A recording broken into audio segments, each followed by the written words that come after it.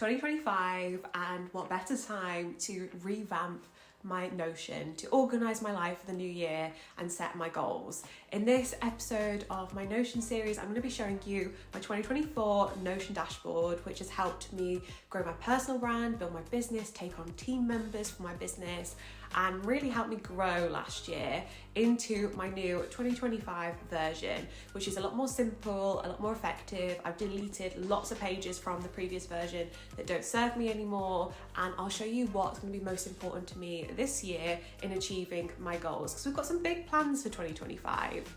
So let's sit down, grab a coffee, and then I'll show you my Notion dashboard. So this is my 2024 Notion dashboard, and as you can see, it is very well loved.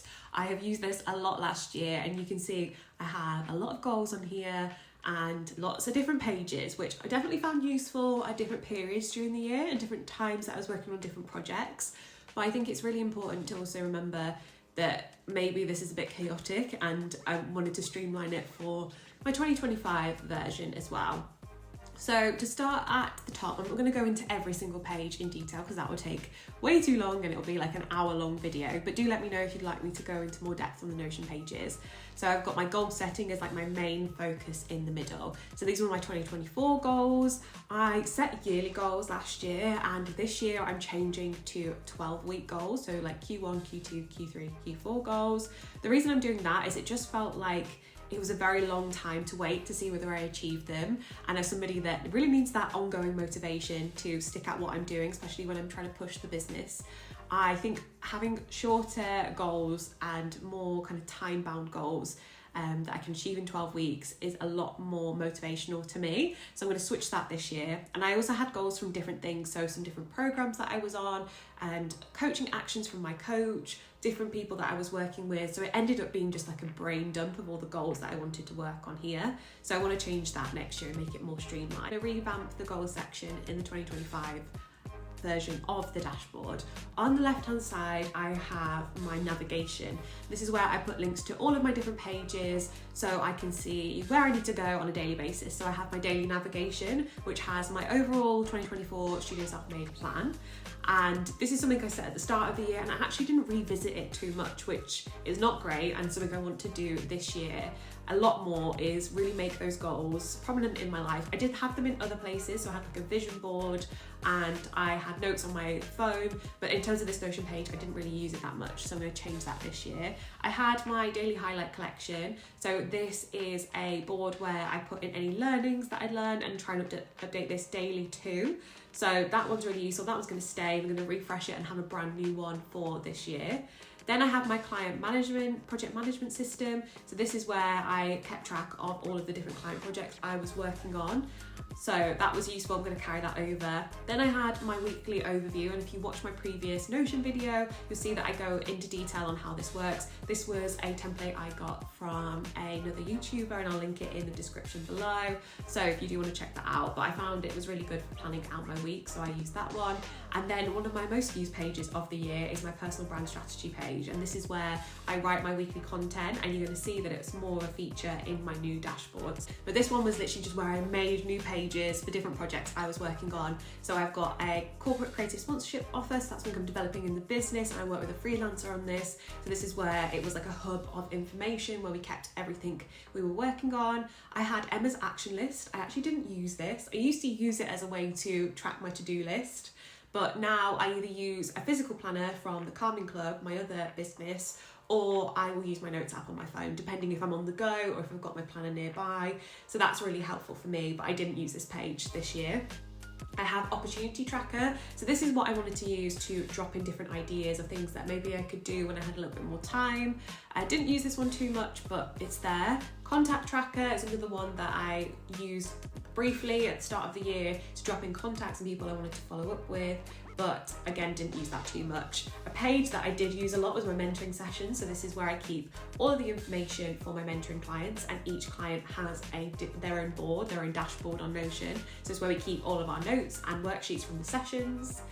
Social media calendar and business systems, didn't really use them this year because I have new systems now. And then everything else is more things that I've kind of used over time, but I just wanted to keep them on the dashboard last year. And I have my campaigns and programs. So this is any client projects I was working on, any digital products I was creating, any jobs I was hiring for, they all went under this kind of heading.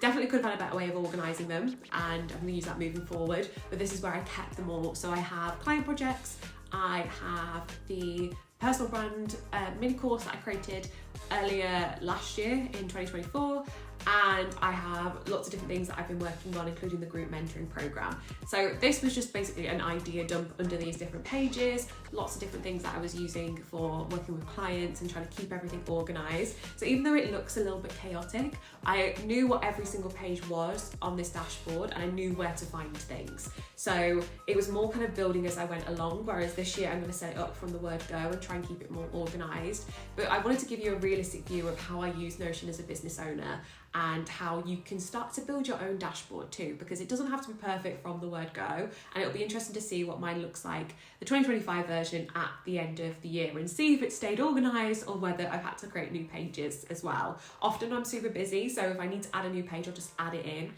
So that's something to think about moving forward too.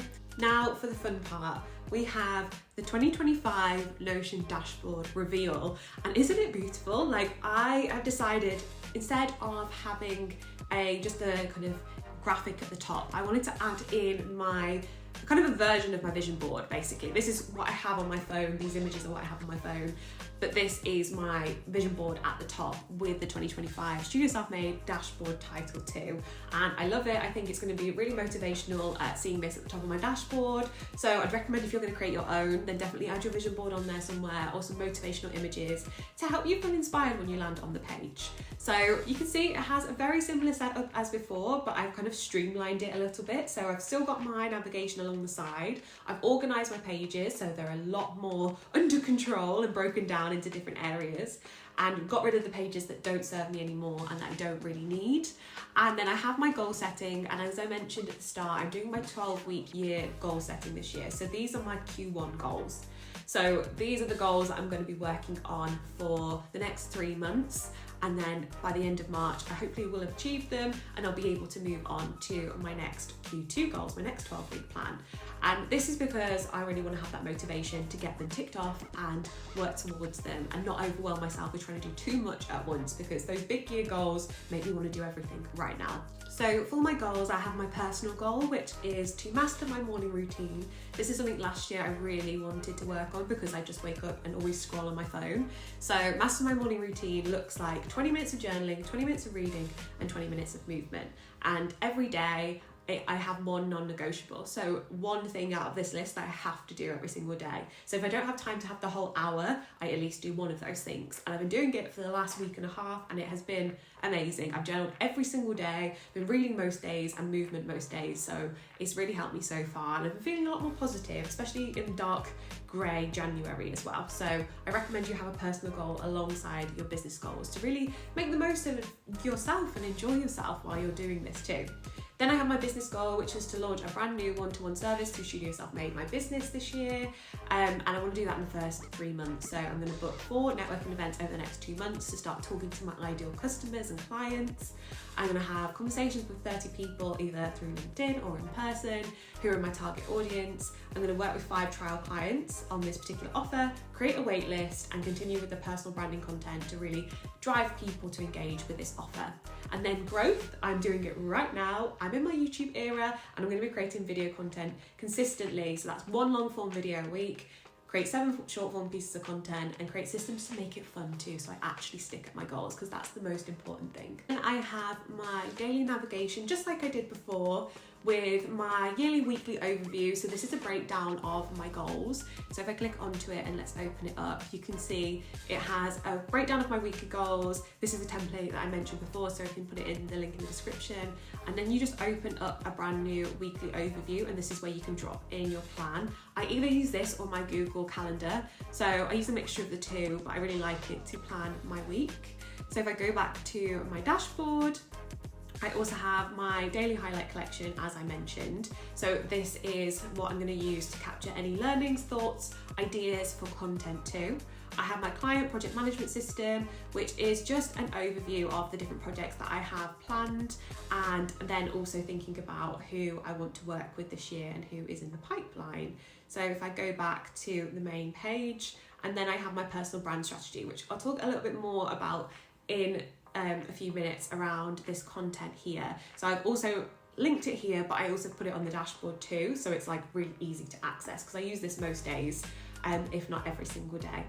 Then I have my pages, so opportunity tracker, like I mentioned, this is ideas of future opportunities. Content tracker is reaching out back to people that I've maybe been in contact with before. Mentoring sessions, always a staple to help my clients.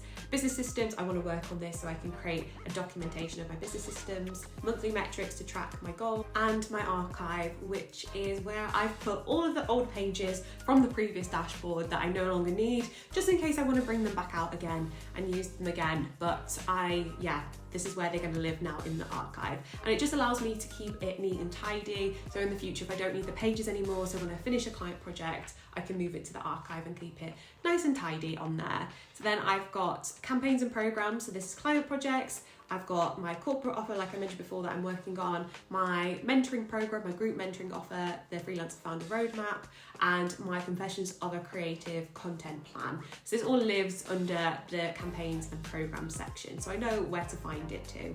And then I have my digital products. So these are like evergreen products that I have as part of my programs, and I offer as well if you want to download them. So they all live under there, so that's where people can access those from their link. So yeah, super tidy. I love how this looks. I feel like I'm just already feeling calmer about how my dashboard looks already. Having my goals there. I might create a habit tracker too, but this is how it looks so far. And then, as I mentioned, this is where I keep track of my content for LinkedIn. So this is where I write my posts, and I just keep it super simple. So I write my content in Notion. I can add all emojis in there, which is great. I have 3 different categories, which is not started, in progress, and done. And I just simply tick those off once I've written the piece of content. But it also allows me to drop ideas in as I go too.